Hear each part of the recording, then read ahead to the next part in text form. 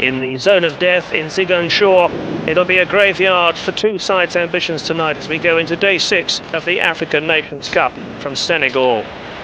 Hello and welcome. Our action, the final game from Group D, Egypt against Ghana. Egypt simply have to win if they're to stand a chance of going forward to the quarter-finals that begin on Sunday. The positions in Group D in this final encounter: Ghana, having beaten Zambia the other evening, have 2 points, lead the group. Zambia, also having beaten Egypt in their first match, can sit it out tonight, and Egypt knowing that they must get a result here. It's desperately tight, when only two nations can go forward from the group. Well, Egypt, who made such progress at Italia 90, have they maintained that as we get underway in the first half? We'll pick up the teams as well with David Pleat, but first it's John Hill. Thank you, Phil. It's Egypt against Ghana then, and here is the Egyptian lineup named by El Gohari, and just one change in the side from that which was beaten by Zambia, and Abdelazim comes in wearing the number 14 shirt in place of Abdelhamid. So El Gohari only making the one change. The country of over 50 million people bitterly disappointed by that result against Zambia. Ghana, on the other hand, got off to a winning start. They beat Zambia by a similar margin, 1-0. Pelé was the hero on that night, and he's in this lineup named by coach Otto Pfister. Pelé from Olympique Marseille wears the number 10 jersey, and one change in this team too. Number 17, Abora, has been brought in the number in the middle of the defence.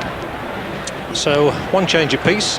Egypt, Ghana, and a booking in the very first minute from referee Tachi from Japan. There's one of the Ghanaian players there. Let's have a look at it. Another crunching tackle going across Hossam Hassan. Took his legs away, and the first caution of the game is administered to the Ghanaian Frimpong Manso. Ghana, just to remind you, are in the yellow shirts and the black shorts. They're known as the Black Stars, and there is confirmation of that booking for Frimpong Manso. Egypt then tonight playing in their change strip of the green shirts and the white shorts. They played in red against Zambia. They'll be hoping, David Pleat, that a change of jersey brings a change of fortune. They will. They were slightly disappointing in the first game. They've already suffered some heavy tackling here, 3 heavy tackles, this free kick in a dangerous position, and let's see if they can make anything of this. Swung across the face of the Ghanaian goal and put out of play for the first corner kick of the game to Egypt, who know exactly what they have to do. Although what would be a highly entertaining situation, a very interesting one for the organisers to sort out, would be if Egypt won the game 1-0, and that would mean that every one of the 3 countries had won a match 1-0 and lost one 1-0. Yeah, that's right, and I think from Egypt's point of view they were disappointing, and they're really going to go and really attack this game, and I think that we'll find they'll learn a few lessons from the first game. They've probably got to be a little bit more direct. It's hard to play through the field when there's some nasty bobbles, and even the best of intention passes go astray. I think you'll find that particularly when they get into wide positions, they'll get the ball into the box much quicker. They'll be looking there for Hassan to get on the end of things. El Kas will be raiding into the box, and I think that Ghana will have it all on this evening to get another scalp. And if they're looking for a source of encouragement, they only have to look back to Italia 90, where of course Argentina were defeated by Cameroon in their very first game in Milan and went on to reach the final. So it's all things are possible. But there will certainly have been reverberations around Cairo and the rest of the Egyptian cities with that defeat at the hands of Zambia. Yeah, there's a man that we're going to be looking out for tonight. Pelé taking the free kick now with his left foot. Built a fine reputation, and we'll be able to have a good look at him tonight and see how he copes. There'll be resting a lot of their hopes on his shoulders. He was certainly the star of the show against Zambia. Apart from scoring a very fine goal, he virtually ran the game in the second half. He looked to me as though he fancied the world stage. He knows that the eyes of the world are on the African Nations Championship. Someone always emerges as the star performer, be it World Cup or African Nations Championships. Pele looked to me to have the desire to be the star. Yeah, and of course he's got Lampy also in the side, who is carving out a real reputation in Belgium at this moment in time. So they have players. Let's not believe that they haven't the players. They haven't quite the experience of Egypt, but they have some very talented boys. And rather surprisingly perhaps, the referee from Japan has awarded a corner here. It looked to me as though that went off a Ghanaian head. They're not arguing with the decision, however. And the corner kick will be taken by Pele. And a lovely in-swinger as well, which almost caught Ansar out. This goalkeeper Ansar had a bit of a Jekyll and Hyde performance in the first game. He looked unsure at times, with his handling in particular. He came away unscathed at the end of the night. The Zambians didn't beat him at all. But here he's put under pressure, makes a good punch out. Yeah, it was a fine save under pressure there, and Shubia really had to be at his most alert, because that was a fine, delivered, fast, in-swinging ball from Pele, and the referee was eagle-eyed. He's going to make sure that no one's going to push and shove in that box when corners like that are being delivered. It's hard enough for a goalkeeper without people going into him. That was a good save. Ahmed Shubia, who of course came over to England to have trials with Everton a couple of years ago. Neville Southall remains in the #1 position at Goodison Park. Shubia went home to Egypt and plays for Al Ahly. Throw-in to be taken by Ismail Youssef for Egypt. I think it would do their confidence so much good if they could score first. But if the game goes on and they're still struggling to get on the score sheet, then they'll become a bit tentative, a bit worried in their play. I think there's a good chance we'll see goals tonight, but once again, I think it's only fair to inform viewers that they are not playing on the best of surfaces, and you will see some miscontrolling, you will see some passing go astray, and you have to say at that moment in time, it's not always the misdirected skill of the individual. The pitch is a very big contributory factor. Yes, the pitch here in Ziguinchor has been criticised heavily. It's certainly not of the quality one would expect in a major championship of this sort. But it was selected, and the players have to make the best of it. This Group D, of course, known as the Group of Death, it was certainly seen as the toughest group of all, with these three countries all rated amongst the favourites for the ultimate championship. Egypt, the oldest playing nation in Africa, of course, have won the African Nations Cup 3 times. They seem happy enough with life. And the Ghanaians, of course, have won it more than any other nation, 4 times. I wonder what's top of the pops at the moment over in Senegal. Well, the Senegal team were last night when they won their match by 3-0 against Kenya. Yeah, I was delighted for Claude Leroy.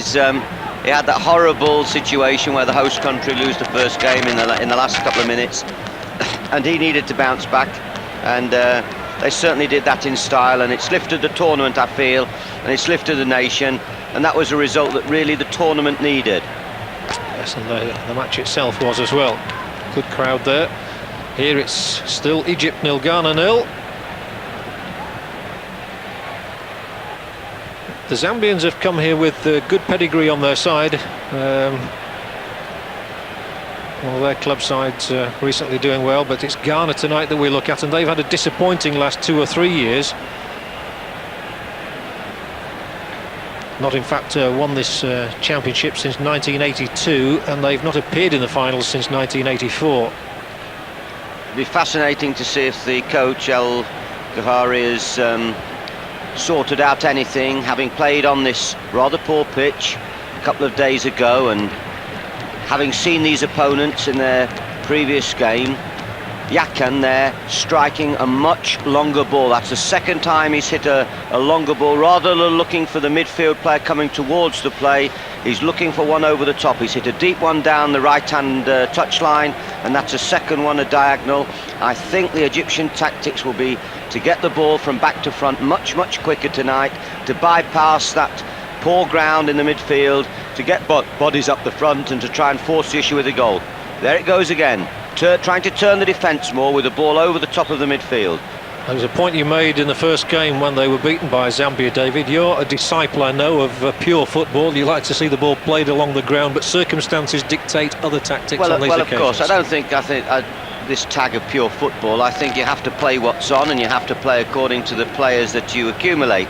Now, if you accumulate a lot of players who like to play passing football, then you will automatically become a passing football side. But obviously, you have to pass short and you have to play it long. Good players know when to pass short and when to pass long. It's as simple as that, and I have to say there's a lot of misconceptions about what is a so-called long ball game, direct game, and a short ball game. Here's Yakan on the ball again. There's a short one, decides that there's no pressure on the midfield player, and he plays it in quite safely. Yusuf has come to make some space for him, but he chose to play the ball down the line, and it wasn't a well-delivered pass that time. That's the big number 15, Ragab, who was included in the first match at the last minute. And there he is once more. He's a little headed down this time, not getting very far, however. Pele once more in the thick of things, and again seeking to impose himself on the match. Well, that's good covering work in the Ghanaian midfield. And that has to go down as a handball by El Azim. That has been brought into the side. In place of Abdul Hamid. We do occasionally have sound and picture problems. These pictures coming to you live and direct, of course, from Senegal. So we do apologise and hope it doesn't spoil your enjoyment of the game, which is such an important match in Group D. We really have come down now to the critical game, with the two matches played having resulted in 1-0 victories, and Egypt the one side without a point so far. I think the tall defender there, Abora, was slightly lucky to get that free kick. I think that he went over the back of Hassan. It wasn't him, it was Bafo. Went over the back there and could easily have conceded the free kick, but he was fortunate the referee decided in his favour. The Ghanaian approach is going to be very interesting to this match, certainly. They've got 2 points in the bag already. They know to the draw would be good enough for them to go through. They'd be blotting out Egypt and allowing Zambia to go through with them. So they might be happy with the draw, whereas Egypt have got to go for the win. Yeah, it's fascinating when you have to judge philosophies of players and the mentality of players and how the coaches put it over to the players. It would be wholly unjust and rather stupid for the Ghanaian coach, the Mr. Pfister, who he would be saying to his team, be wary, don't sit on this. You know, if you go forward and in going forward don't win the game, fine. But if you sit back and invite them too much, then you're asking for trouble. Yes, Herr Otto Pfister, who has actually coached in Upper Volta, Senegal, the Ivory Coast and Zaire, and is now plying his trade in Ghana and has been highly successful. Had that marvellous triumph in the World Under-17 Championships when Lamptey really came to the fore as very much the star of that tournament. There's that longer ball again. Intercepted that time by Manzo, but looks to me as though they're going to play it deeper and try and put the Ghanaian defence on the heels. And they've got some good support as well. Those are all the Ghanaians, the Black Stars. I think they're expecting them to do very well. What happened was that as a result of them winning that World Youth Cup, everybody's anticipation and expectation for Ghana has rocketed. Yeah, well, of course, nationalistic pride, that would be quite an acceptable expectation, I suppose, because it really was a tremendous performance. And if you take that to the ultimate, of course, that same group of players keeps together, it keeps playing against other national sides of similar age, and if they're well developed, well coached, usually one could say then they should go on. But of course we know in football it doesn't work that way. Various countries over a period of time have done very well at youth level, no more so than in England, but have failed to carry that out to the full level. Happens in club sides as well, David, obviously. Yes. It was actually Spain that Ghana beat in that final, and the Spanish coach at the time said it was like playing 22 men. They were so quick and so adept. But again, we point out that the surface here is not conducive to the best football that we might wish to see. Egypt start from the back with Abdel Ghani, the man who plays in Portugal with Beira-Mar. Free kick has been awarded here for Egypt against Pelé. And coming up on the left side is Ragab. He's a tall fellow. He didn't look to have much conviction about that pass particularly.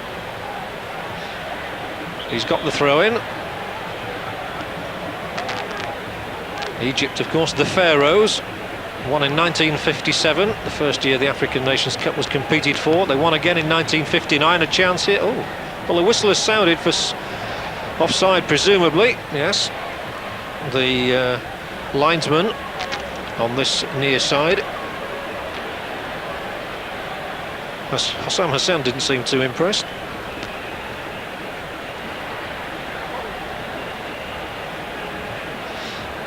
The Japanese referee will have no doubt at all in awarding this free kick on Pelé's behalf.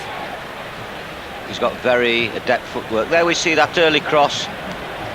The ball being accepted there in the box. Certainly no one felt that he was offside because they continued to play.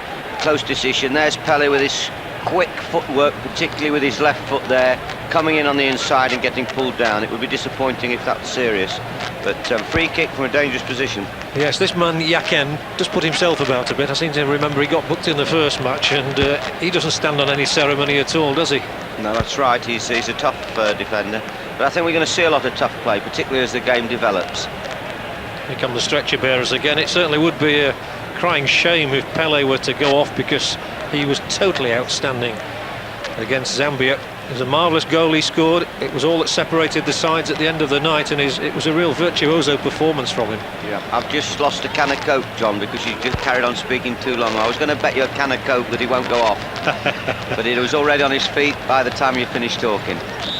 But it was a fine little dribble there. I never win bets, David. Pelé himself will take the free kick. He played in the European Cup final, of course, last year against Red Star Belgrade. He tries to catch Choubir out, and Choubir is perhaps too good a goalkeeper to be caught out with something like that. It could have taken a nasty bobble, I suppose. Yeah, it's worth a try.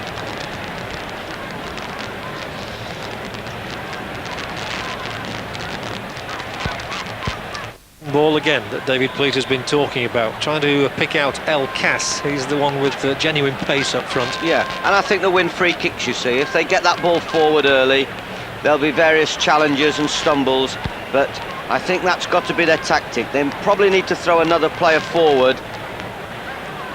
Annie Ramsey a little fortunate maybe to have been awarded that free kick, and Pelé is now shown the yellow card because he didn't retreat at the free kick.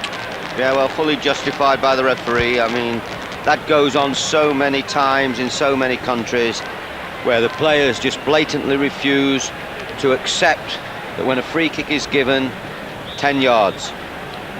Free kick for Egypt. Abdel Ghani. Nice little lob to the back post, and already you can tell the whistle has sounded. Such was the casual approach of goalkeeper Edouard Ansah. That's one tactic, of course, to defeat the longer ball. If they try and hold the line, there they are, that flag's already gone up. You can see the tall number 2 there, Bafo, raising his hand, and approximately 4 men in offside positions. If it's one ball directly in like that, and if they stand still, the enthusiasm of the Egyptian forwards will carry them into offside positions. The offside rule still one of those things which frustrates most people in the game. But it's there, it's within the laws. Whether they'll change it at the next World Cup or not, I do not know. But the Americans, if they have their way, would change 1 or 2 things in the game of association football. Egypt then have taken their free kick. A lot of free kicks in the opening minutes of this match awarded by referee Tachi, which sums up the importance of the game, really. Both sides adopting a no-holds-barred approach, as you would have expected. Ghana, as we've stressed, know that they just need a point to go through to the quarter-final stages, and it does, of course, after this sequence of matches, become a knockout competition. So supposing these two sides were to qualify, they would go through, both of them, and then be involved in knockout matches. Two teams from Group D then will be in the last 8.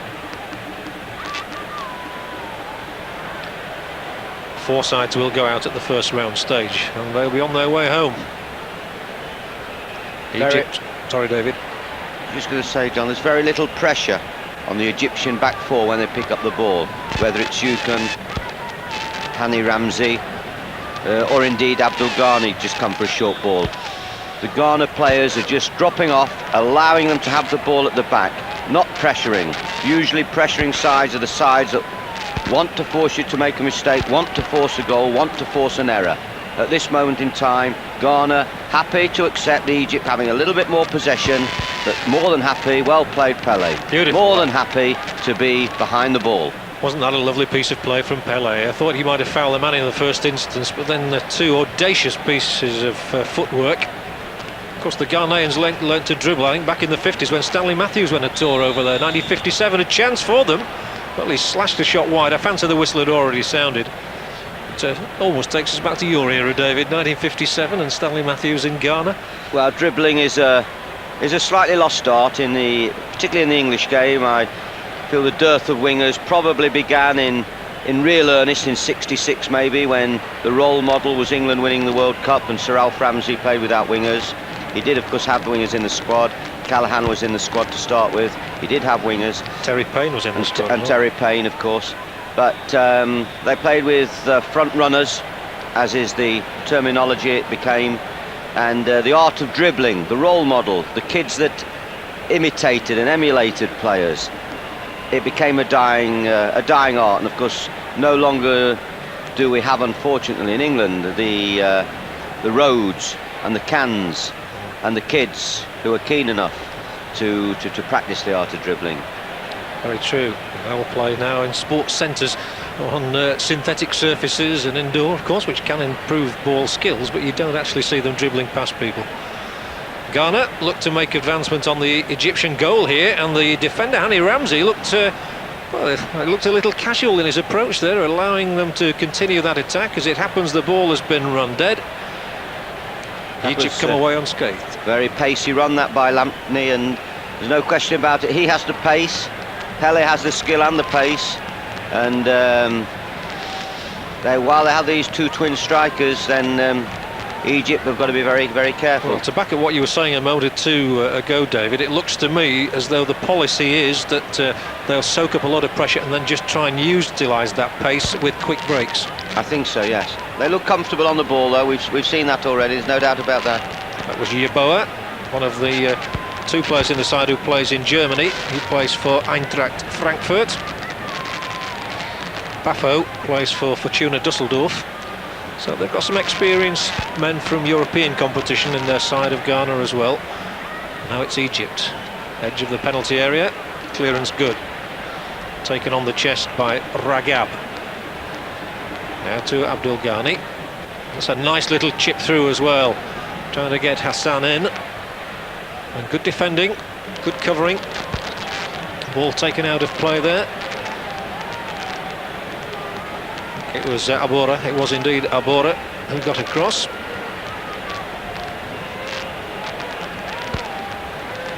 Nonetheless, a corner for Egypt, swung away from the goalkeeper, and Hani Ramzi at the back post. Again, they're able to clear their lines reasonably comfortably. Abdel Ghani, back to Ramzi, no more than a throw-in. So midway through the first half in Ziguinchor, and it's still Egypt 0, Ghana 0.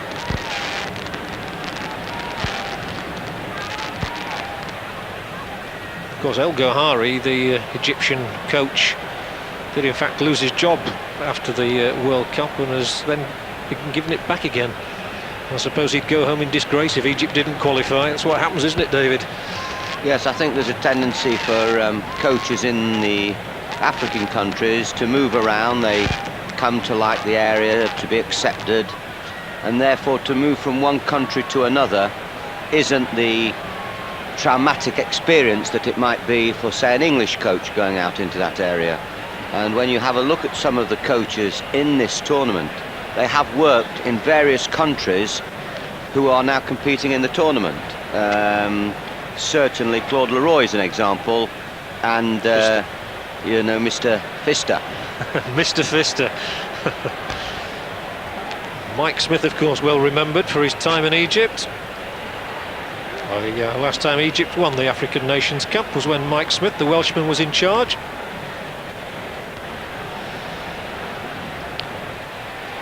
This is Yaken. He plays for Zamalek, one of the top two sides in Cairo. Al Akli being the other one. Possibly the fourth offside decision, John, and that's something that we don't normally look to see them trying to do, to hold the line. There we see a perfect example. The longer ball from Egypt. They've decided to try and turn the Ghanaian defenders. Not going to be easy because they're defending quite deep anyway, but they're not going to defend too deep, and there's going to be little room to run into. They're going to play the longer ball, but it's going to be a fight ball, and they're going to have to pick up the bits and pieces from that ball. I'm quite sure at this moment in time, if Egypt had an outstanding header of the ball up front, he would be a valuable weapon for them. Yeah. Something they don't appear to have. Abdul Ghani's got into some more advanced positions tonight than he did in the first game against Zambia, but 25 minutes gone, Egypt are still seeking the breakthrough, and here is that man, Abdul Ghani now. Good winning tackle on him by Abora, who's been brought into this side and looks quite useful, and there he is again trying to win it off Youssef. They don't mind giving free kicks away, not from that distance away from goal. No, look at the referee's position, spot on, 2 yards away. That shot wasn't quite spot on. Now, the refereeing standard has been good, I think, in these championships. Yes, I think they're on trial, the players. I mean, there's various people from FIFA at the tournament, and not only are they keen to impress them with the facilities and the organisation, but obviously the referees here are being scrutinised. The players' behaviour is being scrutinised. The whole standards of this African Nation tournament is being scrutinised, and therefore it's so important that everyone does his job, whatever it may be, well. Yeah, and of course the African nations, as a result of Cameroon's marvellous performance in Italy, have been given an extra place in the next World Cup finals. Of course. Which will take place in the United States of America in 2 years' time, 1994. But this is very much the African Nations Cup in Senegal. And Egypt starting from the back with Hani Ramsey, who really made his reputation in Italy. And now plays for Neuchâtel, the Swiss club. As many as 180 African players now playing in different European countries, mostly in Belgium, Holland, Switzerland, Germany. Haven't quite made the breakthrough into England or Britain as yet. Might happen one day. Somebody who's going to be brave enough to bring the first one, maybe. And again they try from midfield, and the ball breaking now for Yeboah, the man from Eintracht Frankfurt. This is Ali Ibrahim, who does nicely to get inside his marker, and there were too many for him, but he's got the free kick and rolls it to Lamptey. The first time we've seen Ghana attempt to build an attack for some time, and well, not done badly. Ali Ibrahim's there once more, and this time I think he might be in an offside position. Abdul Ghani is picking up a lot of balls from Egypt. Here he comes again. Here he is. He's the link man. He wants the ball. He wants to set them up. They have confidence in him. But sometimes he's playing so deep, all he's doing is borrowing the ball to his other defenders, having it back. He really wants to get a little bit more forward and influence the attacking more. They're safe at the back. There isn't a problem. I would even like to see Ramsey push on a little bit. I'm sure we will see that later in the game. But why not try and get one goal ahead early? This defender Abora is certainly getting involved there. It was he who came across to make the winning tackle on El Azim, which put the ball out.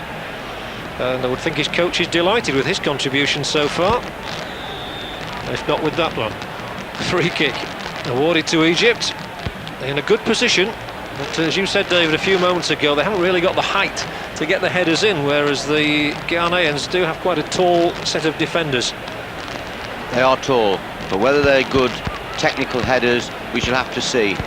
I think, looking at the game and looking at the game early on, the best chance of a goal being scored is surely going to be from a set play. So these are critical positions. Here it comes then, from this set play, and much too close to the goalkeeper. Tried to curl it inside his near upright, but that wasn't going to trouble Ansar. The goalkeeper who has just returned to Ghana after a long spell in Nigeria. He's been playing for the national club in Nigeria. But Ahmed Ramsey there, very little hope of beating him from that sort of angle and with that sort of a shot. Yeah, they wanted a little bit more pace on the ball and a little bit more dip and height. Arguable, of course, there was another Egyptian player coming in. He might have been able to nick it over him, but it's not often you see goals scored like that. Once more, that's easily taken out by Yaken. And now the break might be on for Hassan, shadowed by Frimpong Manso. Not a bad cross. But, again, the Ghanaian defenders were there doing their job, and it breaks for Pelé. The whistle has already gone for another free kick for Egypt. They are getting their quota of free kicks from this Japanese referee. And Abdel Ghani, the bearded player who has been playing just in front of the back four and is really the playmaker, is going to leave it for Ragab.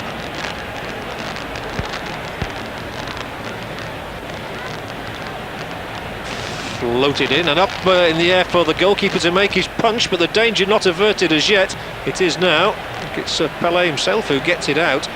This goalkeeper just looks a bit suspect to me under pressure. I do apologise if you've got problems listening to us with the sound, not of the normal quality that we would expect. Apologies for that. The important thing is that it's Egypt 0, Ghana 0, and we're bringing you the pictures live from Senegal.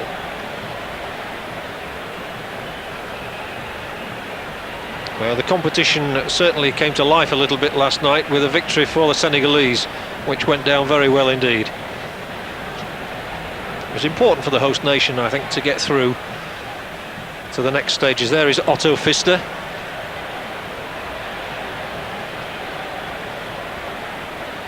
Doesn't look very emotional at the moment. That's nicely turned back for Hassan, and once more it's that defender Abora who got in. Took a chance there, Abora, because he really made that telling tackle, which could have been misinterpreted by the referee. I thought he went in rather fiercely there inside his box. It's wise to show restraint in those positions and don't dive in and allow the forward too much. Lamptey, chances here now for Pelé, and a good stop from Shubir. He never really got the purchase on the shot that he was looking for. That's the best chance we've seen in the game at either end. Oh, for sure, a great chance. He took it hurriedly. We'll see that again here as the ball comes across, just gets away, doesn't it, from Ramsey, and as he hits it with his left side, Shubir had the opportunity to fall on it. It should have been finished. He wasn't cool enough. He could have taken it on one step, particularly on you when you're on a bobbly ground. It's sometimes very difficult to take that ball early. It was Lamptey who set him up for it, which was good to see. He had a rather quiet game in the first match against Zamdia Lamptey. That's El Gohari, the Egyptian coach there, who is rather more animated than his counterpart Otto Pfister.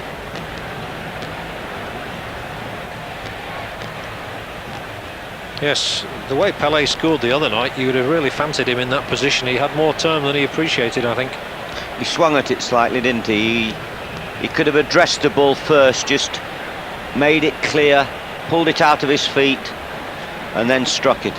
He wanted to take it quickly. Looked as though he was almost somewhat surprised as it came past the Egyptian defender there. Of course, sometimes it's the goalkeeper who gets fooled, isn't it? Because the bounce is not what he was expecting, the shot isn't what he expects, and embarrassingly they go past him. That one didn't. And Shubir had got his angle right as well. Once again, it's a free kick for the Egyptians, awarded by this Japanese referee, who makes his decisions very clear. Mr. Tachi. Ragab looks to be in a spot of bother, really, holding his side. I would think if you fall awkwardly on this surface as well, it's not going to do you much good. It's been very hot in Ziguinchor. It certainly looks a parched surface. Here is Ragab. A little flick forward, and not a bad header either, and that one had to be put away for the corner. They're certainly trying to force the pace, aren't they, Egypt? They're trying to get that ball into that box. They're going to test the defensive work, particularly in the air. Amar was the player who conceded the corner. He doesn't mind doing that. 0-0 it is. Ghana know a draw would be good enough to take them through. Here is the Egyptian corner, which once again they managed to get out, a long way out too, and it gives them time to push up. There's Abdul Ghani, plays it back down the line for Ibrahim Hassan. He's claiming the corner kick, and he's being awarded it too. So more pressure will come in on the Ghanaian goal. Hassan leaving it, he's one they want in the penalty box. He scored 4 goals against Glasgow Celtic in the European Cup tie recently. And lifted in this time, and well, coolly taken down and cleared by Ibrahim Yaken. Down the line is El Azim, who came on as a substitute in the first match. And yet another free kick for Egypt.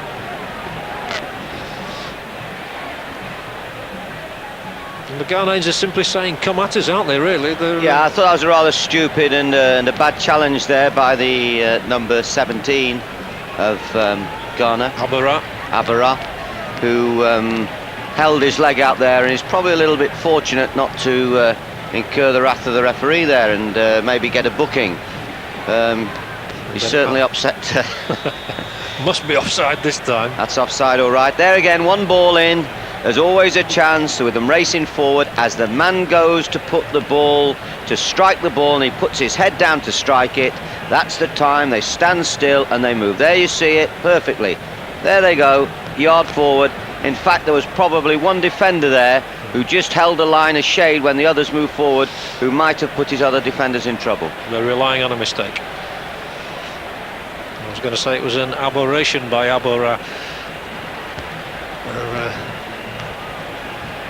They've used that offside tactic though with considerable success so far, but of course the danger is you only got to make one mistake and that can be it. Hello, one of the players is being told to behave himself, and this is Ali Ibrahim.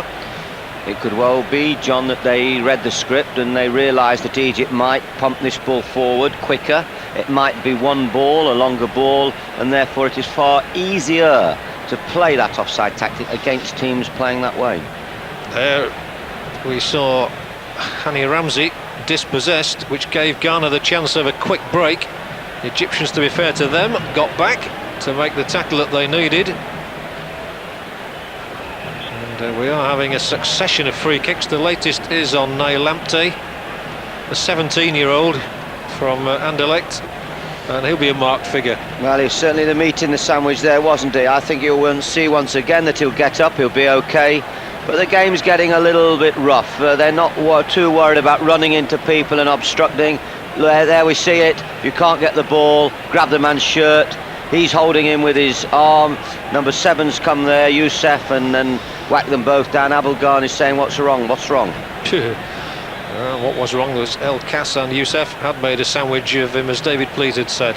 Of course, we saw in the World Cup, Cameroon weren't averse to putting themselves about, besides being an attractive team. No, exactly. They were very indiscriminate tacklers, wild tacklers at times.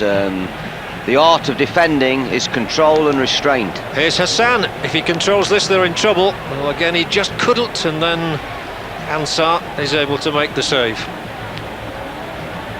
Osam Hassan trying to get onto the end of that ball, long ball. Excellent defending there, showed real pace, armour. Yes, Bafo was equally impressive in the first game as well. They can defend Ghana, no question about that. The Black Stars. And he's making his notes, which will come in hopefully for him in the next game. The statistical side of football becomes very important to many people. All that Egypt wants as a statistic is a goal. And there's the latest ball forward, which will not trouble goalkeeper Edward Ansah. And it stays at 0-0. Well, El Ghahari will shortly be thinking of what to say to his team in his half-time team talk, how he can just change the course of things. You did say, David, you thought that we might get some goals tonight.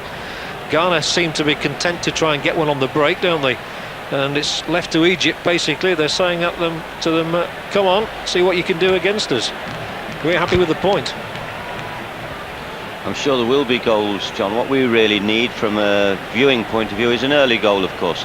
But I'm quite sure both the conditions and the very elements that have make this the third game in the group and so vital to both countries will ensure that we have some goals to celebrate. Let's hope they're good ones.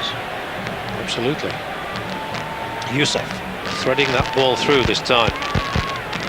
It's going to come wide here to Ragab, who floated across. That was interesting. Two of them went for the same ball and they could have perished under those circumstances. We've seen dafter things than that happen.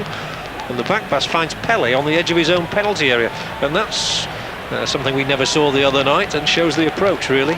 Well, it could be a case of the defenders running out because they've been programmed in their coaching sessions before this game, and Pele, of course, sometimes, or a forward, a natural forward, sometimes wouldn't think automatically of clear your box. It's an instruction that a defender would be more than aware of, that he would work with. Sometimes forwards get caught, and so the defenders clear the box, your forward stays in, and he lets you all down. But there, he was the safety first, the backstop, and got it back safely. Good point. Free kick for Ghana, which went beyond the two players competing for it. And Ibrahim Hassan will be able to take the throw-in for Egypt. Quite a tall side, Ghana. Apart from Pele, who's probably about 5'9", 5'10", and quite a number of six-footers in the side, especially in defence. Bafo's a big man. Abora, Apia, very tall players. So Egypt might not have the height in attack, but they've got some strong men, no question about that. And of course they did well in the World Cup finals last time round. Here they're on the attack, and an unfortunate stumble by El Azim. Oh, that's lovely skill again by Pele, although as it happens Hassan was there to nick the ball away from him. So El Azim once more here trying to thread his way through, confronted by three defenders, and the referee was right, there was no foul on that occasion. And Ghana with a nice looking break. This is Yeboah. Still Yeboah, and that surely won't trouble Choubier. But he's got a few goals as Anthony Yeboah for Eintracht Frankfurt this season. One of the top goal scorers in the Bundesliga, in fact. 9 goals in 19 appearances. Not a bad strike rate.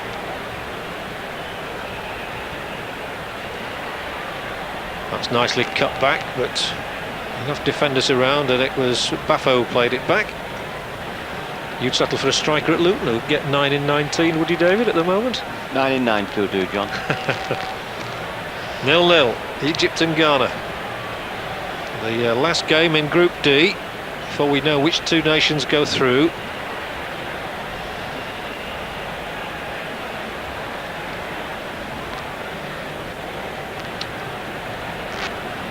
Elkas not had any real running opportunities. He leaves the throw-in duties and then takes it from Ragab.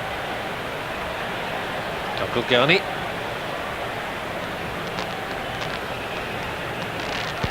Happy to put the ball out of play was Darko Ankara. There he is once more. And once again it's Abora, who finally gets it out of the penalty area. They desperately need to get a few more bodies in the box, Egypt. They're getting it in there, they're trying to penetrate. There you see a perfect example as Abdul Ghani's on the ball, the run on the near side of the screen into the box. Here it goes. Have we got enough bodies in the box? Not really. No, that's Hassan. And look, you see in your shot there were 4 yellow shirts and only the 1 Egyptian player, which is why they're managing to come away with the ball again with Ali Ibrahim.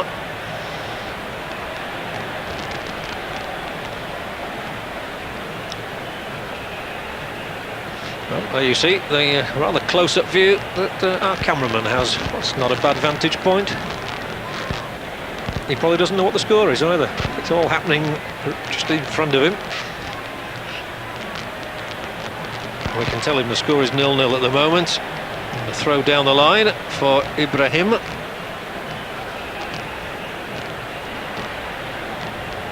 Too many there for him, and now he surely brings his man down. Free kick awarded, but generally I think control has been kept very well in most of the matches. We haven't had any great fracas. Now I'm watching the referee working this diagonal, and he's doing well. Whenever there's an incident, a decision that has to be made because of an obstruction or a foul, he's never far from the play. Abara, good turn. There he is again, 10 yards from the play, when Abara makes that turn and gets pulled down. Yes, he's been excellent, the Japanese referee. And Stanley Abara gets the free kick, courtesy of this challenge by Abdel Ghani. I think he was praying for the free kick, wasn't he, John, after he was fouled? I think he was, and he got it. Nudged forward by Pele, who tries to get into a 1-2 situation. Wasn't able to do so, but there's Bafo again.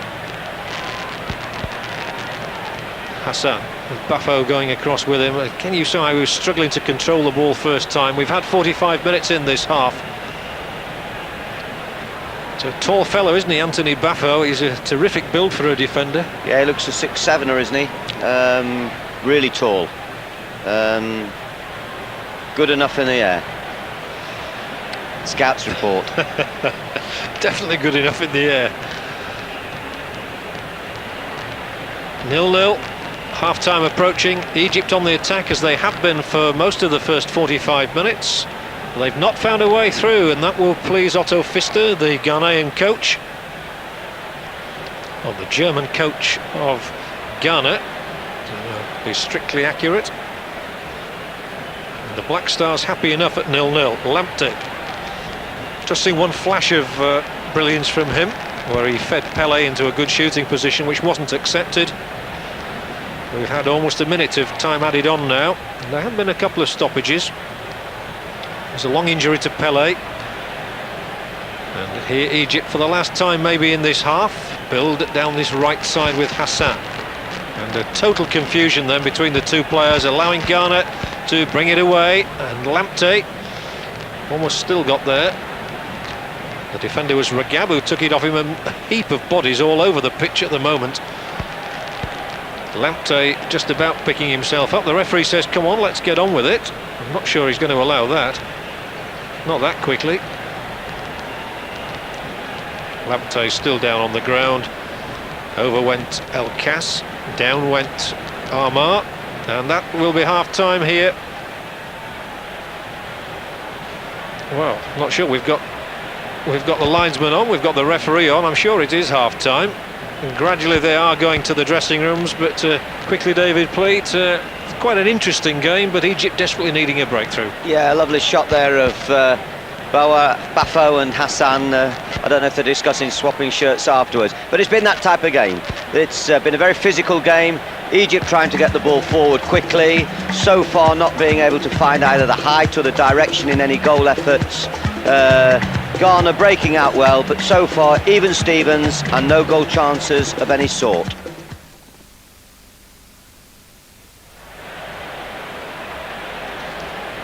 Welcome back. The half-time scoreline here in this final Group D match. Egypt 0, Ghana 0. And really, David, not too much for us to talk about over the first 45. Between them, these two nations have won 7 African nations titles. At the moment, they look as if they'd struggle to win the toss. Well, I think you're being slightly harsh, Phil. I feel the Egyptians are trying to get the ball forward. They are trying to penetrate through. Ghana are defending in numbers, and they're defending well, they're defending deep, but they are quick to hold the line on the edge of the box when Egypt push that ball through.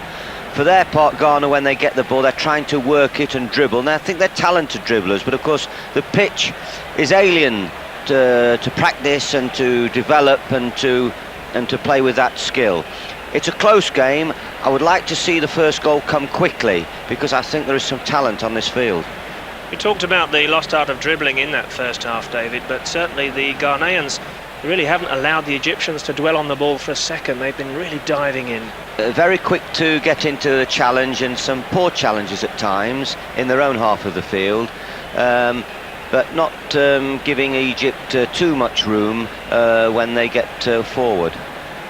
Well, just one moment that might have produced a goal, a little inspiration there from Lamptey, the youngster, feeding our friend Pele, and he might have made a better finish of it than that.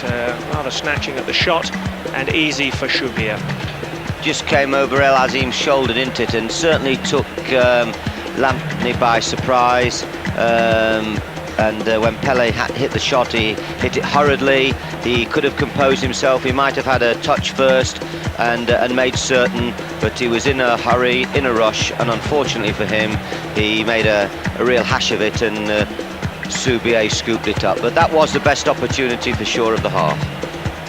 And one of those yellow cards for Pele from Ghana, not retreating at the free kick. He may well regret that if he picks another one up in week 2. Yeah, I think that's rather ironic that there's only one yellow booking there, 2 yellow cards, sorry, one for not retreating when there's been several fouls of a rather crude nature. Well, we've made the point that Ghana, like the Cameroon, have talent in abundance, but they're also not too fussy when it comes to putting in the physical challenge. So perhaps a blend of subtlety and steel from Ghana that we might yet see blossom in this second half to take them through into the quarter-finals. Of course, if they lose here, that would be a major upset. Then it really does throw everything back into the melting pot. Later on this evening, the final game coming up for you from Group C. Algeria and Congo. Algeria with a point to prove, the holders having gone down 3-0 to Ivory Coast in their first game. So we'll have the second half from this match coming up shortly, and all the action from the 2 games today here in Ziguinchor. Let's hope for goals in the second half in this match. As we take you back once again, flipping through the pages of our history books, to Tripoli, 1982, a familiar figure there. As in Libya, the final saw Ghana on their way to one of the 4 victories that they have recorded in this tournament history. Ghana in the white here against host nation Libya. It was 1-1 at the end of the 90 minutes. Goal for Ghana in the first half from Al Hassan. And then when defenders failed to clear, it's Libya with an equaliser on 70 minutes.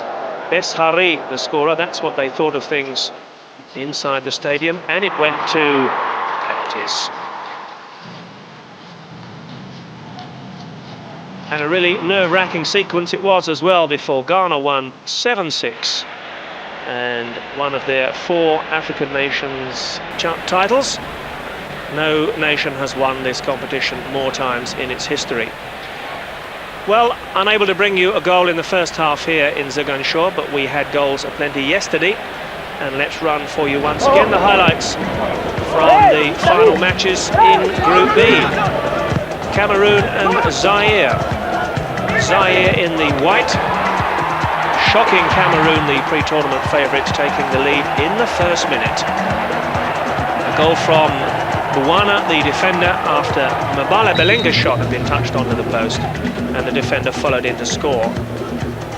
15 minutes later, and the Cameroon were on level terms. Here Zaire failing to clear their lines. Mefedi swings the ball to the far side of the penalty box. Koundé heads down, and Oman Biek, the target man who'd promised his team a goal today in that game, gets on the score sheet as it finished. Cameroon 1, Zaire 1. And enough for the 2 nations there at the top of Group B to edge out Morocco and go forward to Sunday's quarter-finals.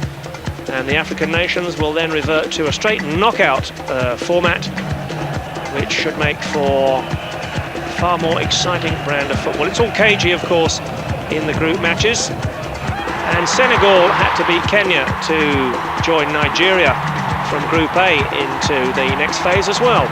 They had a nervy 45 minutes with the pressure, and finally turning their pressure into goals at the start of the second half. First one from Sane, second from Jules Bocandé, his second of the competition. And Senegal wrapping it up as it became a formality with that goal in the final minute from Jaine. Nigeria, 2 wins from 2, heading Group A. Senegal joined them in week 2, and Kenya, the rank outsiders, they're at the bottom of the standings with 2 defeats from their 2 matches. So we know 4 nations at least who will be with us on Sunday. We hope you'll join us for those 2 games. They're live and exclusive here on Screen Sport as the competition really begins to hot up. Nigeria and Zaire 15:30, and then host nation Senegal against the tournament favourites Cameroon at 6:30 Sunday evening. Make a date for that, cancel whatever you're doing. That should be quite some afternoon of top-class football from the leading nations down here in Africa. We'll be back with the second half after the break. Welcome back to Ziguinchor for the second half then of Egypt against Ghana, the last game in Group D, with the half-time score Egypt 0, Ghana 0, and just to remind you that Ghana won their first game against Zambia by a goal to 0. Egypt were beaten by a goal to 0, the same scoreline by Zambia. And David, please, it really is everything to play for in this last 45 minutes. Yeah, the first 15 minutes will tell us a lot, whether either side will become even more positive. I think the Egyptians have been quite positive, but they probably need to throw another player further forward. They're getting their crosses in as quickly as possible. Well, these sides have only ever met once before in the African Nations Cup, 22 years ago, when they fought out a 1-1 draw. That would suit Ghana tonight, that's for sure. It would also suit Zambia, because that would mean that those 2 countries would go through and Egypt would be eliminated. Yes, I don't know the definition of the word catastrophe, John, and we often use the wrong words to describe for football matches and football results. But I think for a country of 54, 55 million people, if they are to go home with their tails between the legs, having not scored a goal, I think that is the first few letters of that word catastrophe. I think it would sum it up very nicely indeed, David, yeah. I think a few heads would roll. Especially after Egypt covered themselves, I won't say in glory, but they acquitted themselves well in the World Cup finals 2 years ago. They found there were certainly no pushovers for England or for Holland or for the Republic of Ireland. No, defended well with discipline, won a lot of friends. There was only one criticism, they couldn't score goals, and of course one could look at this tournament today and they haven't had such a good time since the World Cup. But you would look at this tournament today and say, well, that's still the problem. I think their only goal in the World Cup was from the penalty spot, and we have the same problem here. But I think they are trying to force the issue, and as I say, I think this 45 minutes is going to be the most fascinating 45 we've seen so far in the tournament, John. Well, I hope those are prophetic words, David, as the ball bobbles along out there to the right-hand side for Yaken. Down the left-hand side they come again with Abdul Ghani. I think we're going to hear plenty of whistle again in this second half from the Japanese referee, Mr. Tachi, who I think has impressed us both, though. Yes, he's done okay. You see, there's a tackle with the wrong foot there. Lampney's putting his left foot across, where really it's a right-sided tackle. It's on his right foot, and he's come across his body with his left foot. Not only can it be dangerous for him. Anyway, here's the high cross, safely gathered. Yeah, no problem at all. We just got a clip there, a shot of the trainer greasing a substitute's legs, which suggests that Egypt are perhaps thinking of already making a change at the start of this second half. Sometimes what happens is that a player will say that he's not quite sure whether he's all right, but they'll say they'll give him a few minutes at the start of the second half, and if he doesn't respond properly, then off he comes. That might just be the case here. I think Hassan's taken a terrible knock. He's either a marvellous actor or he's really taken a bad knock there. I think he has. He's fallen awkwardly, and I really think he's in trouble. Hossam Hassan, who plays for Neuchâtel in Switzerland. And here we go. There you see it. No confrontation there. He wasn't challenged. Something's gone. I would suggest there he looks as though, to me, he's ruptured a thigh muscle. It's an unusual injury.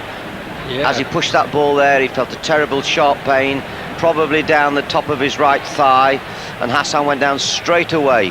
And I would say he's in real bad trouble. And almost certainly we would feel from that out of this game. Oh, he's out the game all right, John. Sometimes, you know, when you've been in football a while, you sense an injury. He's done something serious. That's a rupture. Yeah, with nobody anywhere near him, so there's no blame attached to anybody. And he really is the man they were looking to for goals. He just pulls up immediately. It's a pang of pain, isn't it? And he's gone. Yeah, something's ripped, something's torn. It'll be bad news for his club side as well. It looks painful from here, doesn't it? What is ironic is that we've had the stretcher bearers on time after time throughout this tournament. That when they might be needed, they're not there. I don't remember anybody being carried off as yet. And now when he could have done with the stretcher, look at that. Yeah, that's quite right, John. Well, surely, if ever there was a case for the stretchers to be brought out, that was it. And now they're having to drag the poor fellow off the pitch. There you see it. As he just pushed the ball there, something went. Player knows immediately if a muscle is torn. So off goes Hossam Hassan, and there's not much question of him taking any further part in this match, or certainly this tournament, one would feel.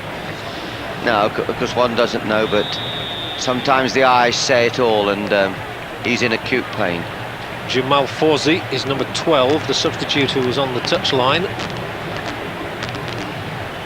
For the moment, I think they're playing with 10 men as Hani Ramsey rolls the ball right for Abdul Ghani.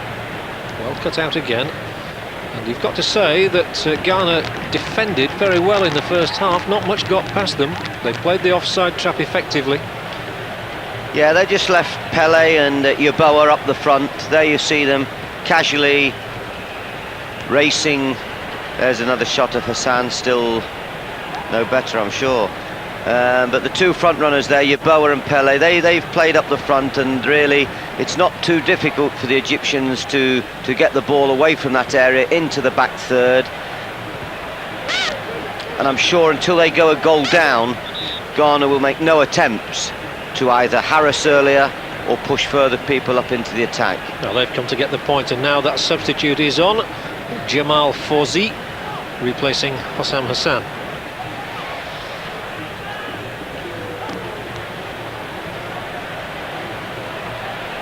Again, they'll just sit back, wait, let them come at them as Egypt do down the right touchline. That's nice work, and they'll get a free kick from us, although I think the referee allowed play on for the time being. The ball knocked back across the face of goal, and indeed it was. Well, time seemed to stand still for a moment then until Armar got in to clear it. I thought the referee might have blown the whistle. He in fact played the advantage. It was a good advantage he played. First class advantage. There you see the goalkeeper. There's the question mark. Was the ball out of play when Answer, the goalkeeper, went to jump? It was a good deep ball. Now we see a deep throw. They're going to pile some pressure into that 6-yard box, and it's going to take all the heading ability of Bafo and Abura and his colleagues there to get that ball away. Egypt are going to pound them. Well, they're just testing him out as to whether he can walk or not at the moment, Hassan. We know he will not play any further part in the game. It's a corner then for Egypt, and goalkeeper Ansar on his line. Egypt must get bodies in there, and the height advantage would seem to be with Ghana. And once again, it's Fawzi the substitute this time. There's nothing doing for Egypt. They cleared the box well there, did Ghana. Once they headed that first ball away, they were quickly to the edge of the box, had to take the volley quickly, way over the bar.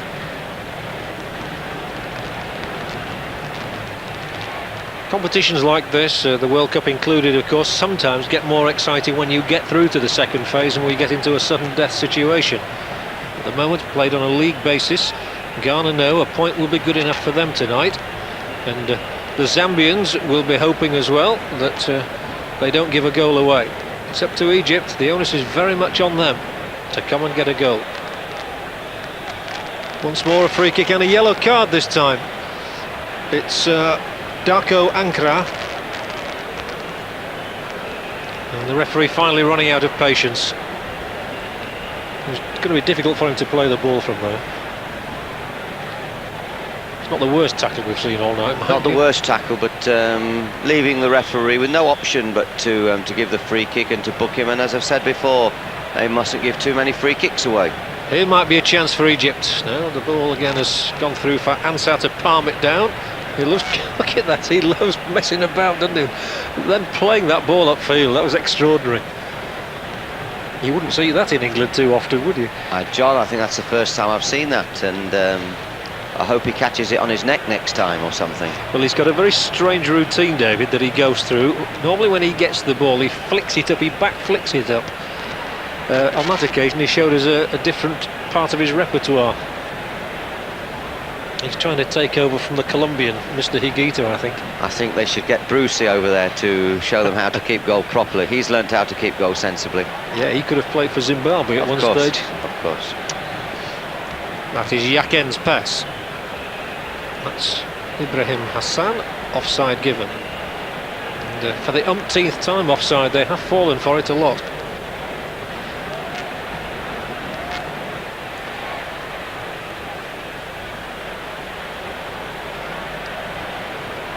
If Zambia do go through along with Ghana, they'll see that as a major triumph. They've never actually won the African Nations Cup, one of only 4 of the 12 final countries competing here who haven't, but they did reach the final the first time they ever competed.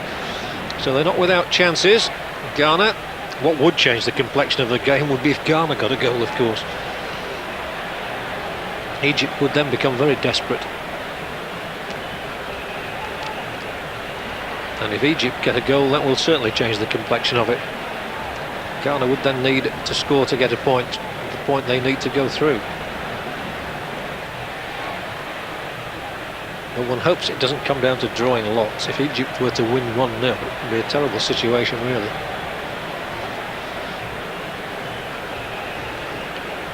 With Ghana making no attempt really to pressurise the ball here, by the time Egypt do look up and knock the longer, deeper one, of course Ghana have got 9 men back there, and here are we going to see it? No, we've played it into midfield. Nicely through the legs, one nutmeg in football, and Egypt building well on this attack, and then as soon as they do try and play the more piercing ball, offside is given. Of course, the Egyptians are not the most popular amongst the African nations because of their attitude to the last Nations Cup, where they sent very much a shadow squad, concentrating all their efforts on the World Cup. That didn't go down at all well in Africa, so nobody really wants them to win apart from the Egyptians themselves. No, but you have 2 teams here trying, tactically trying to outwit each other, and at the moment the Ghanaians have got the answers to any questions that the Egyptians are posing them, and to be fair, even when they're hitting this ball into the box, they don't seem to have a real threat in the air. No, and there again, Hassan was just left to try and play the ball in, and the covering defender was Amar. He and El Qasser tried to work a little manoeuvre down the left touchline. It didn't come off, but the throw-in is for Egypt into that penalty area. Again, the taller men come off best, and that high ball is just not paying off for Egypt into the penalty area. I think I would say that Ghana are slightly better organised than Zambia were. That's certainly not a good challenge at all on Yeboah. Gives him backache. And this might be another yellow card. It will indeed. So referee Tachi booking 2 players then already in this half. Once again the Yukon, I think it was, yes it is, Yakan, going across. It's a left-footed tackle, and he goes across and he puts his right foot in front there, and it really takes him out of the play, and it's so stupid. He can't score a goal from that position, he can't make an inventive pass from that position. He's running away, he's running almost into touch, and there you have a reckless challenge. And it's a good lesson for young players, not when to tackle but when not to tackle. He's been booked in both matches, Yakan. I must say he is the one who really is a bit ferocious in his tackling. A bit clumsy as well. Now it's Egypt's free kick. Hani Ramsey. He looks nice and elegant as a player at the back, as always. Sometimes the elegant players can be the ones who get the team into trouble, of course. This referee's very, very busy at the moment. Pele that time, the offender, the man who scored the goal, which gave Ghana victory against Zambia on Wednesday. Egypt. There's a nice turn. Not making progress quickly, and this will be Lamptey now who commits the latest sin. And the count just goes up and up and up of free kicks. Yes, I think there's some more heat in the kitchen to come in this game. There's some reckless tackling now. There's some wild-eyed looks after the challenges, and the Japanese referee will really have to have his eyes wide open. He will. There's a lot of tugging at jerseys going on and all those sort of things. One on the ball is Abora. That's rather nicer to watch. Although yet again the Egyptian defender got there, and Choubir has to put the ball into the crowd as it bounced on the chalk mark. Not the straightest lines I've ever seen in my life either, some of those chalk markings. And Egypt decide to make a second substitution. I think that's the other Hassan, it's Ramsey who's coming off, and Abdel Hamid, who played in the first game against Zambia and was then left out of this one, comes on with 32 minutes left.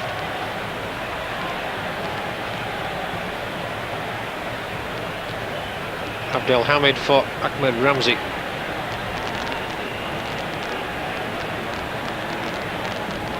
Still it's 0-0. Abidi Pele. It was a superb goal he scored against Zambia, and the crowd here would be rather hoping for something similar from him tonight, but he's concentrating his efforts much more in helping out his defence, and basically Ghana have decided that that's going to be their best way through to the next stage. Get men behind the ball, just look for the odd breakout.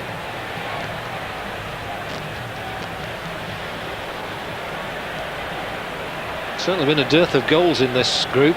Just 2 goals scored in 2.5 matches played so far. It's very difficult to manufacture a goal, certainly through good passing, when the pitch is so poor, really. A bad bounce, a bobble. We saw it in the first half, indeed, when the wonderful chance fell to Pele, and he took the ball hurriedly. You have to make sure of your ball before contact, because it does take so many weird and wonderful deflections. Well, we've seen football played in all manner of conditions all over the world, but this is certainly a very testing surface for the skills of footballers. Egypt might get some pressure on here. It's hooked away by Ankara. One of those who has been booked in this match. Now they do break nicely. The ball fed forward to Lamptey. He tries to show his pace and gets a shot in, which again trickled through to Choubir. Pele was coming up on the far side. It was magnificent work by Pele in the first place. A wonderful touch over the head of the Egyptian midfield player, and he trapped that ball with the sole of his foot and helped it on there into Lamptey's path. Not really a vicious effort.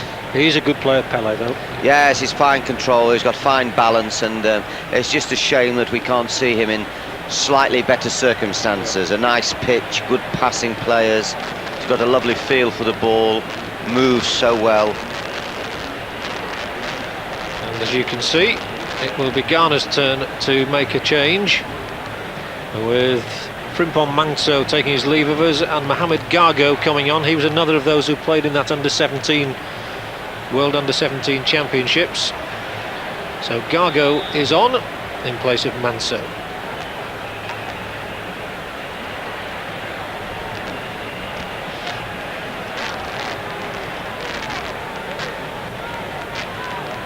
Yet again, one is down. This one is Ragab.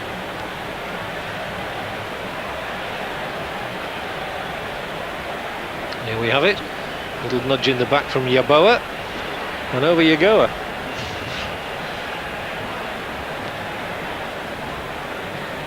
They're just getting a little bit more adventurous. They've had a bit more of the play in the last few minutes. I can't believe they're going to change their tactics at this stage. I think Herr Otto Pfister will have told them exactly what he expects of them in the second half, and basically it's they shall not pass, I think.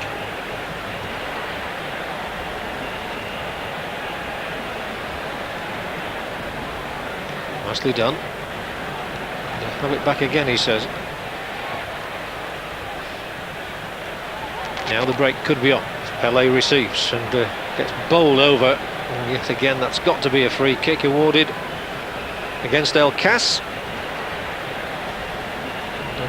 El Cas is another way. We've not really seen much of him in an attacking guise tonight. He's being pushed back and further back. That's right, he's got a powerful left foot. He likes to have a dig at goal, but we haven't really seen him supporting the attacks at all. Ramsey's clearance. Oh, dearie me. Not much question about that being a free kick either against Fawzi, the substitute, for his challenge on Abora.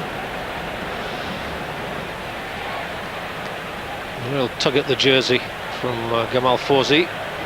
Another free kick. He's got a problem now, the Japanese referee, he really has. And there seems to be a free kick about every 10 or 15 seconds. As long as he keeps giving them and the players don't overreact, then he hasn't got too big a problem. Of course there are too many free kicks, but so far there's no player getting into a fighting situation with a colleague. They're confrontations in fluid play. They're certainly grabbing the shirts, and maybe they're just checking the quality, but there is too much shirt pulling for sure. But the referee's recognising it and he's giving the free kicks. He can only give what he sees. Here's an example. He's seen something now, just after you saw Yeboah's header glancing wide. And he's calling Armar to him. And Hassan. And it's a red card for both of them. Well, we did say that there might be problems in this second half. And the red card has been shown to Emmanuel Armar of Ghana and Ibrahim Hassan of Egypt, and both sides will play the remaining 25 minutes of this game with 10 men. We haven't a clue what happened, David, because unfortunately the cameras were not directed on the incident at the time, but the referee came charging up the field. Something must have happened off the ball. There goes Hassan, sent off. Well, I'll back the referee on this one because I think he's been splendid. He's been up with the play. He's obviously seen a skirmish between the two of them, not on the ball, off the ball.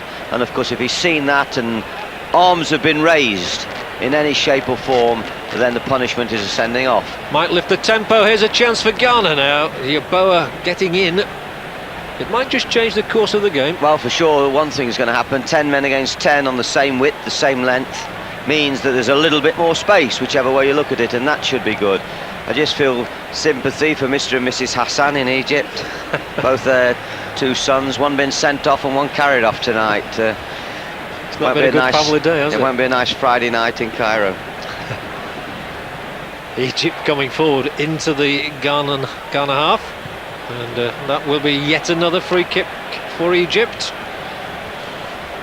And a bit of fury shown there as consolation is administered to Hassan, the Hassan brother who has been dismissed, as opposed to carried off.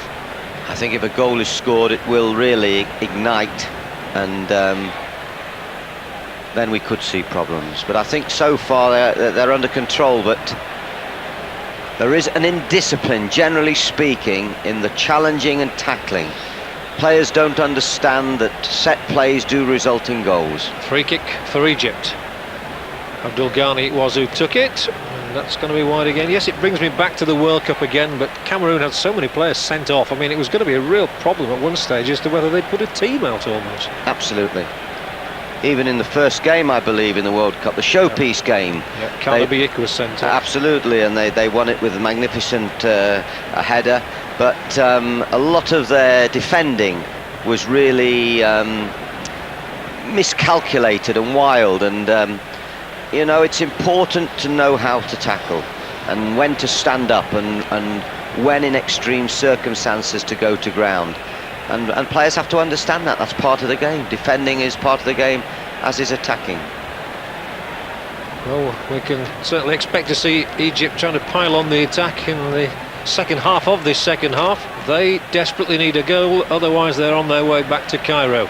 And they will not be popular when they get home. There won't be a welcoming party, that's for sure. But they're on the attack here now. And that's good work on the edge of the penalty area by that big defender, Bafo, again. He gets across takes up good positions, and not many people get past him. He's done very well, John. You'd warned me that you'd seen a good player here, and I don't think there's any question of that. He's sat behind the defence and very strong in the air, which he should be. He's a 6'6", which is really tall, and he's quick, he's strong, and here goes Pelé. He's not an awkward 6'6", is he either? No, that's right. Afford to carry on talking because that ball's nearly gone into the next city. That's right. He looks a really good 6'6". Some of them are a little giraffe-like. Yes. As the game develops even further, and Egypt may get more frantic and frenetic and throw the balls into the box, if someone heads it away, it's most likely to be Bafo.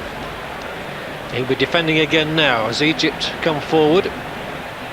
As Ghana come forward, as Egypt come forward, and there he is, Bafo, our friend, playing not a bad ball down the line to Yeboah either.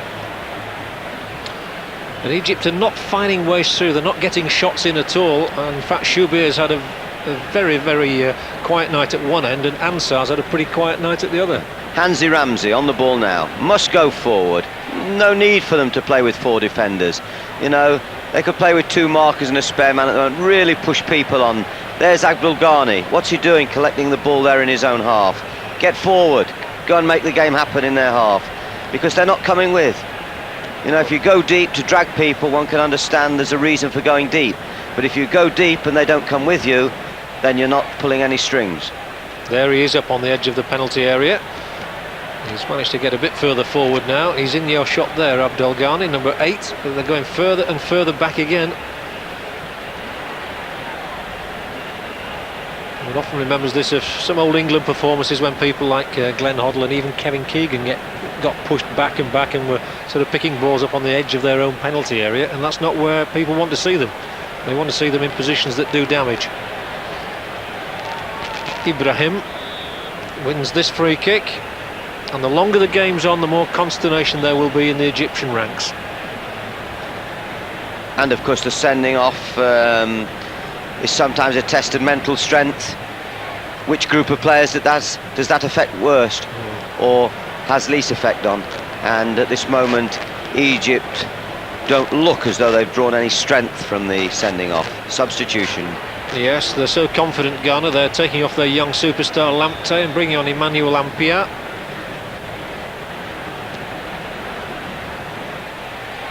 So we've got Appiah, Ampia, Ankara and Abara and Amar all playing together. It's the A-team, and here they come looking for a goal. Kept at bay. Abdul Ghani back there, and a corner for Ghana. That's probably their first in the match. Yeah, it was clever play on the left there, and the referee's saying, come on, get on with it. I've got to catch that train tonight. Don't tease me and try and play for time. You'll still get your 90 minutes. Don't try and believe that you can get the game shortened. Worrying times for El Gohari. He was a wily old bird, so I'm told. And, there's the ball into the penalty area, which produced an overhead kick from Yeboah. Now it'll be laid back in towards him, but beyond him as well, and drifting aimlessly out for the goal kick. Could have been a dangerous ball, that one. That in-swinger. If one of the Ghanaian forwards, there's the original cross. If one of the players there could have taken the chance and got into the box. But it's still 0-0 here between Egypt and Ghana, and a reminder, if it stays this way, then Ghana and Zambia will go through and Egypt will go out. And yet they were one of the favourites, I suppose, to begin with. It's very, very tight though. There are a lot of countries competing here who would seem to be of very, very similar character and ability. I think that's right, John. I think that's right. I don't think there's a real outstanding side of what we have had a brief look at so far. Of course the second phase is more composed, is more developed.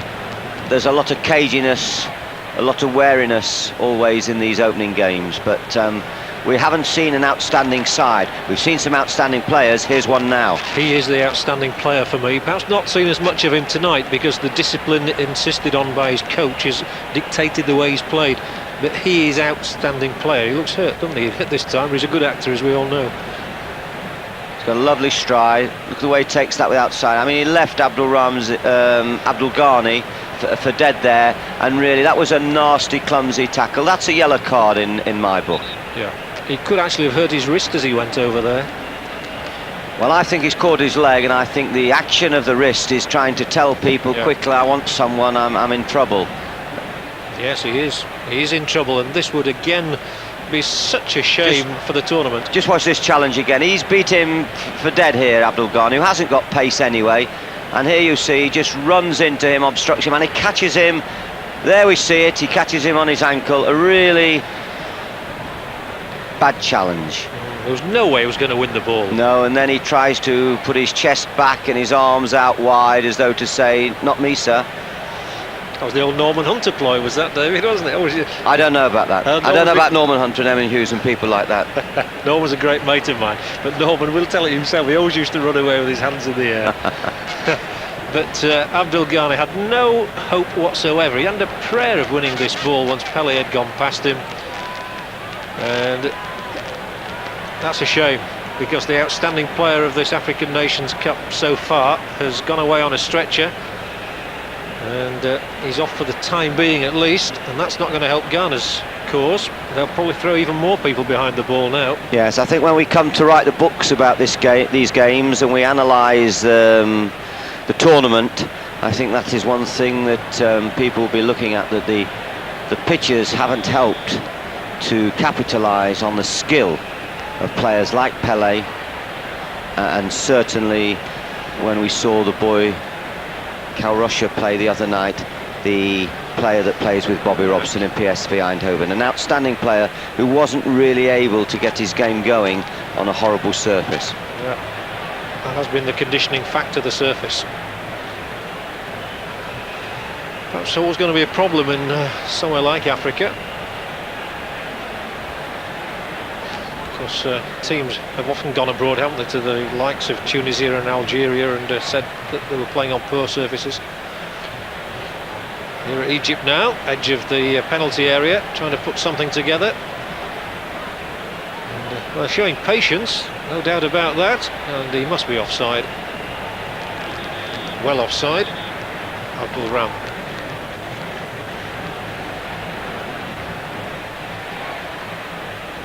Not much doubt about this.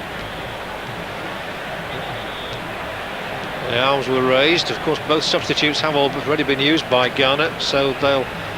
Well, it's interesting because they've also got a man off, haven't they? So, down to 9 men for the time being. There's a bad advert, John. 2 smoking trainers. Yes. Plenty to smoke about, I think, watching this. Seems to happen a lot in Argentina and Italy. Thankfully not in England. Much better disciplined managers in England. I would think so. It's not really a very good thing for the players to see them doing either, I wouldn't have thought. It shows they're worried, or may that might be the psychologist's observation. And Ghana, down to 9 men, are on the attack. That's going to be a free kick against them. It's been a horrendous free kick count given by the referee, Mr. Tachi from Japan. No blame attached to him. I think every free kick he's given has been worth one. He's not overreacted, and he's already sent 2 players off. And yet tempers seemed generally to have been kept reasonably well in check until that one moment.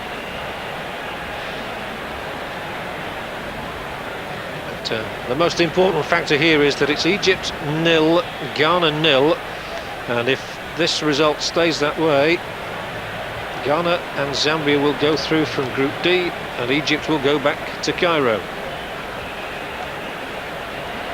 And Pele's back on. Well, he sneaked back on, so we've now got we're back to 10 aside. Well, that's good news.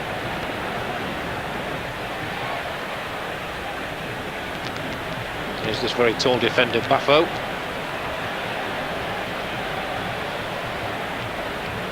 Oh, it's a nice turn by Yeboah.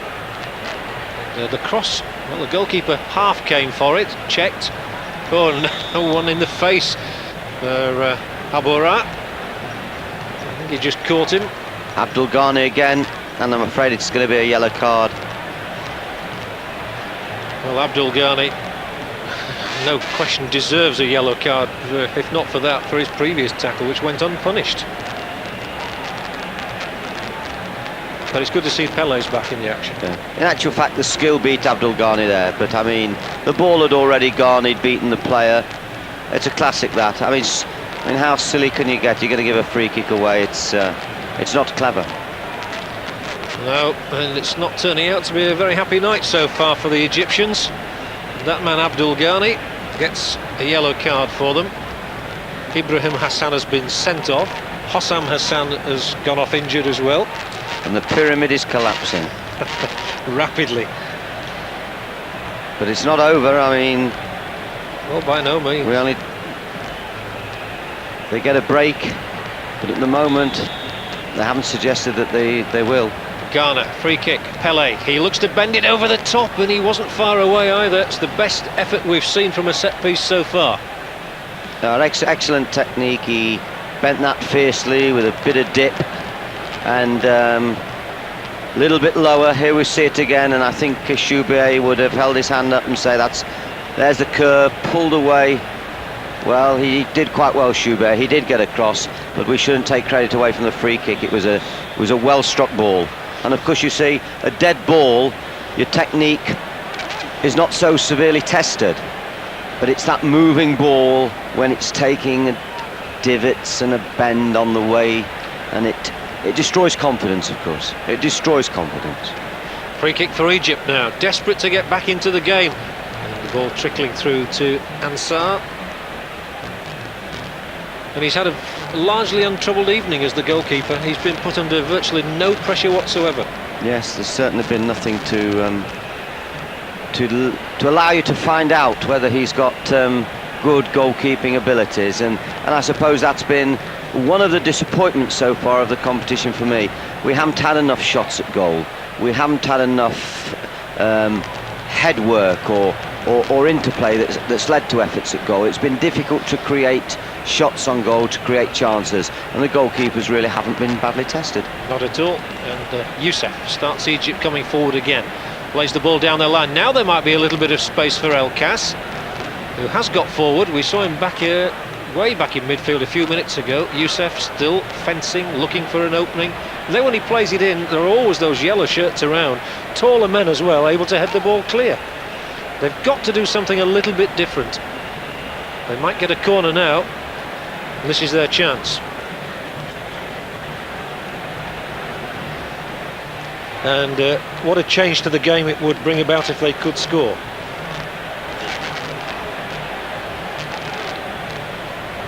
Another corner. Come on, let's get on with it, says El Azim. Has to be a long one, surely. Well, 5 players inside the penalty area, you would think so, and it's going to be another corner. I'm not sure that player was 10 yards away. He certainly didn't lift the ball over the top of him if he was. Ali Ibrahim pointing the way to his side. And this one is swung in, and well, a lot of bodies in there. Danger, the keeper. It was quite a brave dash from his line and punch. I thought he wasn't going to get there for a moment, but he did. He timed it quite well. Yeah, that was an important save. Won the first header. I think Boa for once there got out jumped. Long high ball. Edge of the penalty area, cleared by Bafo. Now might be the danger. Ghana coming on the break. This strong running centre forward Yeboah might try his luck here, tries to get it on his left foot, and then very, very wayward indeed. He looked dangerous initially and then couldn't round it off. Yeah, there was a good break round his outside there that enabled him to come inside and hit it with his left foot. There was a good decoy run. There we see that rather brave save there, and very vital save. Yes, the Ghanaian coach will be well pleased with goalkeeper Edward Ansah for that. Just come back from Nigerian club football, so he's perhaps not played with these defenders in front of him for quite some time.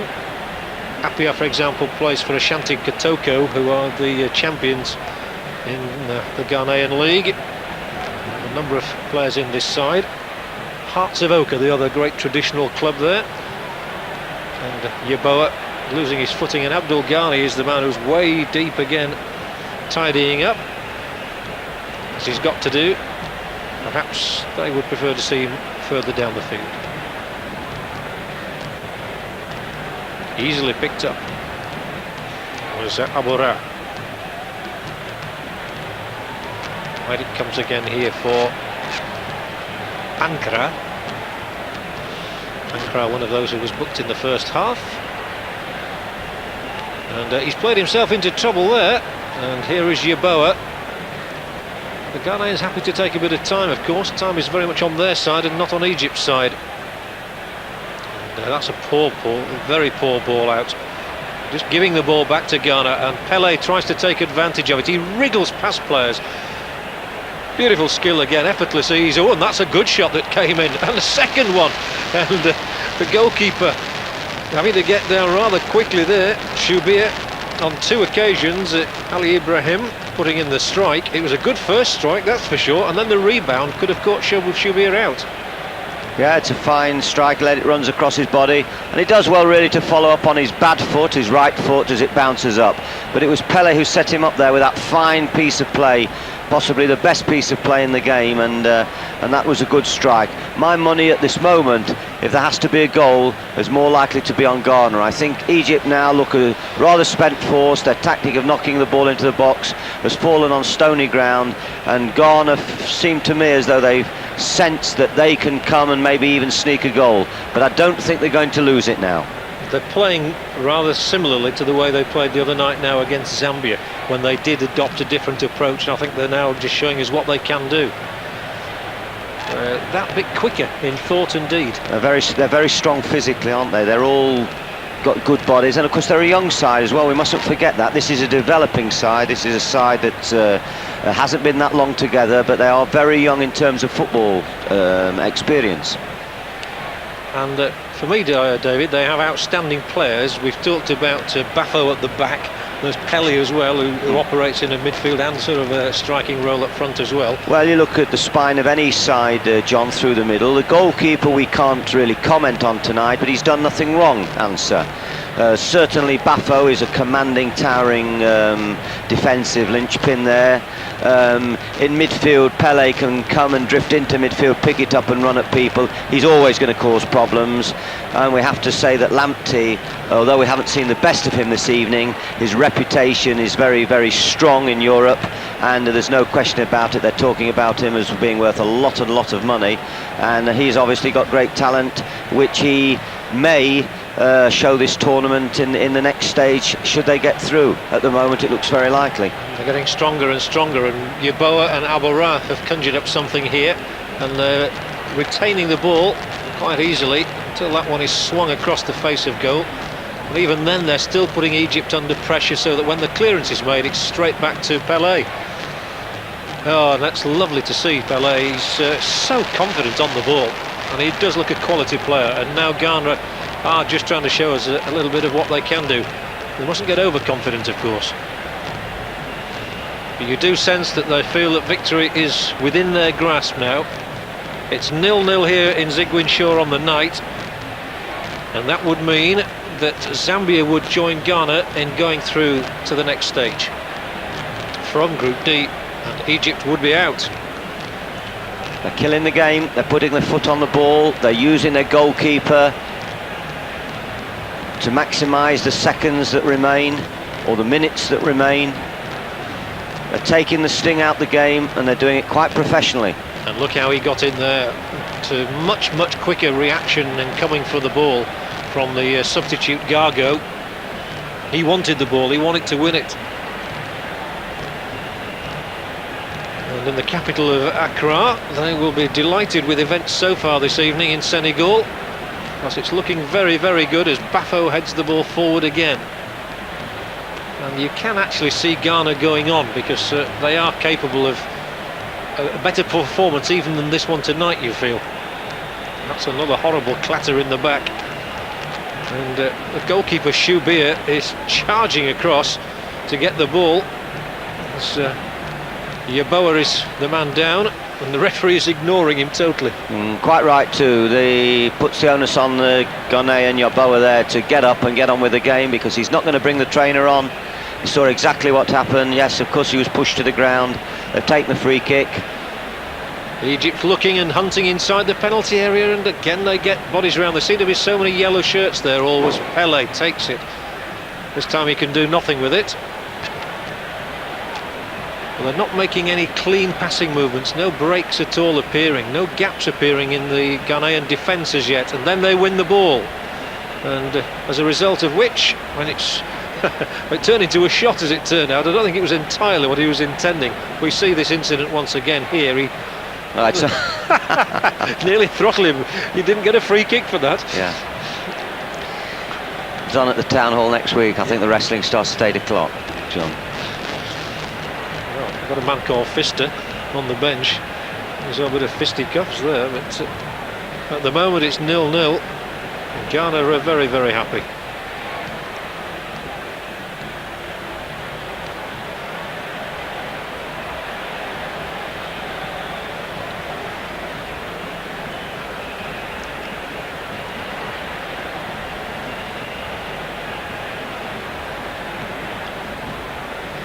So 0-0 it is between Egypt and Ghana, with only minutes remaining. It's that free kick relieves the pressure once more for Ghana, and really the pressure has only been through midfield at any stage. They just have not been able to find a way through to get shots in on the Ghanaian goal, and I think this will be seen as a popular victory if Ghana do secure it. It's not all over yet though. Egypt trying to make progress down the right, and that will be a free kick for Ghana. And the frustration shows in that sort of an incident, really. Unable to get through El Azim, and he finally conceded the free kick, which enables Ghana to push the ball back to Ansah, their goalkeeper, and waste up a few more precious seconds.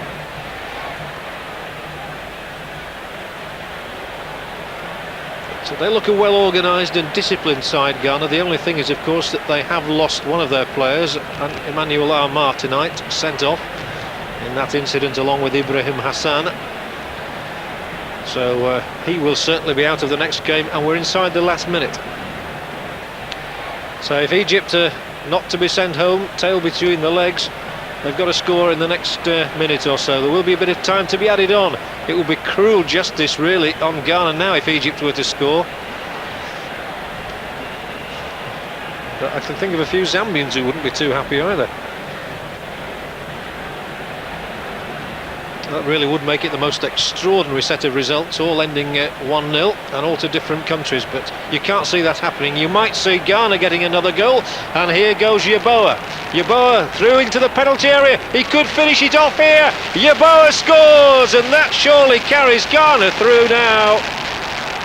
And Anthony Yeboah has got the goal for Ghana, which will eliminate Egypt from the 1992 African Nations Cup. Delight for Bafo there, number 2, but Anthony Yeboah, the striker from Eintracht Frankfurt, is the man who has given Ghana surely victory here on the night. He took it well, it came in off the post, Shubir just got a touch to it, and I think we can say that that is Ghana going through, and Zambia will go through with them, and Ghana, David Pleat, really deserve their success on this night. I think so. There we see it again, the way he cuts across and finishes with his left foot at exactly the right precise moment as Shubir made his dash from goal. I think it's no more than Ghana have deserved. Maybe a 0-0, but they certainly have deserved to progress. They've defended capably tonight. They have a very strong defender in Bafoa. They've been disciplined, particularly at the back. Okay, there's been some wild tackling by both sides, but generally speaking, Egypt haven't had the guile or the cleverness or the pace to cause any upset to the well-organised Ghanaian defence.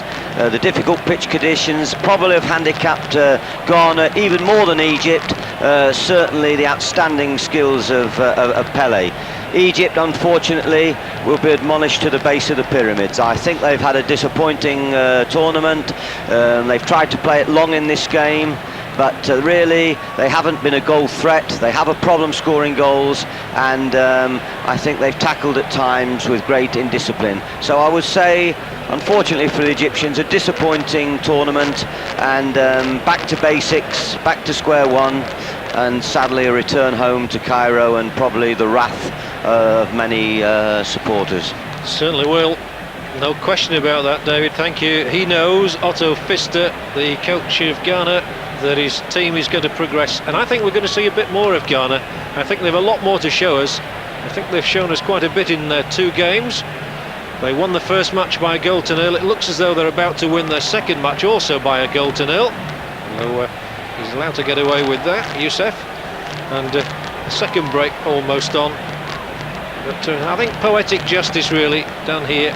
Ghana have been the better side. Egypt have looked a rather disconsolate side without a great deal of passion even, and no great discipline to their play, and no adventure really, which was the thing they were criticised for in Italy 2 years ago. And Pele now soaking up a few more seconds, and it's nice to see that he will go through, and that is the final whistle here in Ziguinchor, and it's produced a victory for Ghana by a goal to nil, which means they've won both their games against Zambia and Egypt.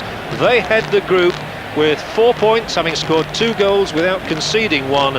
But for Egypt, it's a sad exit from the African Nations Cup. Again, they will not be the winners of the African Nations Cup here in Senegal. The final score then here at Ziguinchor was Egypt 0, Ghana 1.